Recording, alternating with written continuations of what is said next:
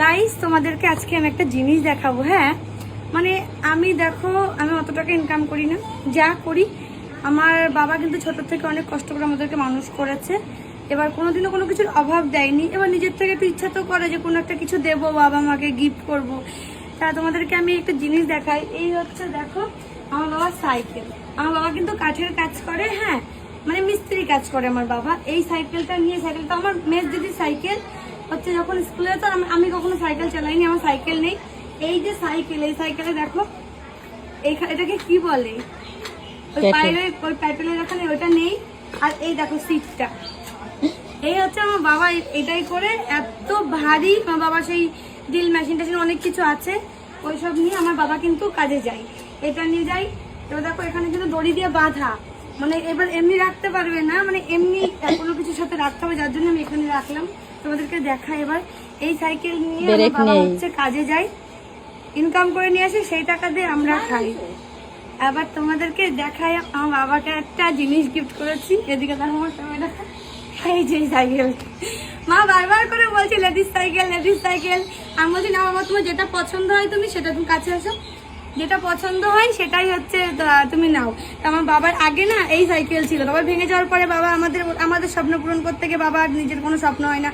আমার ঘরে এক গাদা চটি আমার বাবার কিন্তু ছিঁড়া যদি তাই আমি এনে দিই, এখন ঠিকঠাক আছে, আমি কিনে এনে দিই। যা হয় আমার বাবার আমি কিনে দিই, আমার বড় দিদি দেয়, মেজ দিদি দেয়, সবাই মিলে দিই আমরা।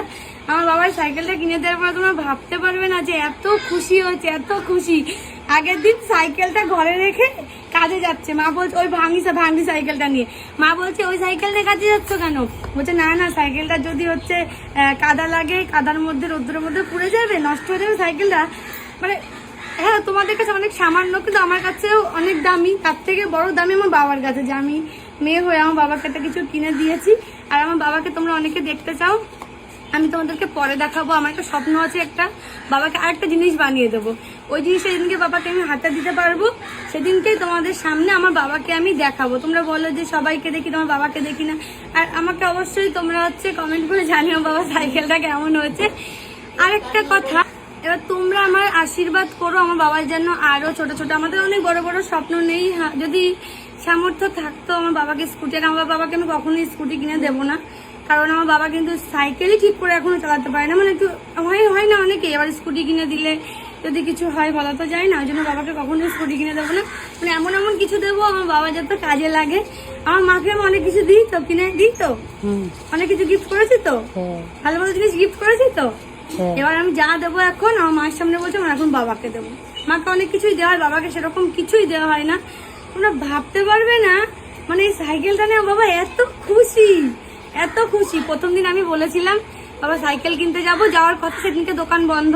আমাদের বগলা বাজার কি বারে বন্ধ থাকে আমি ভুলে গেছি, সেদিনকে বন্ধ ছিল।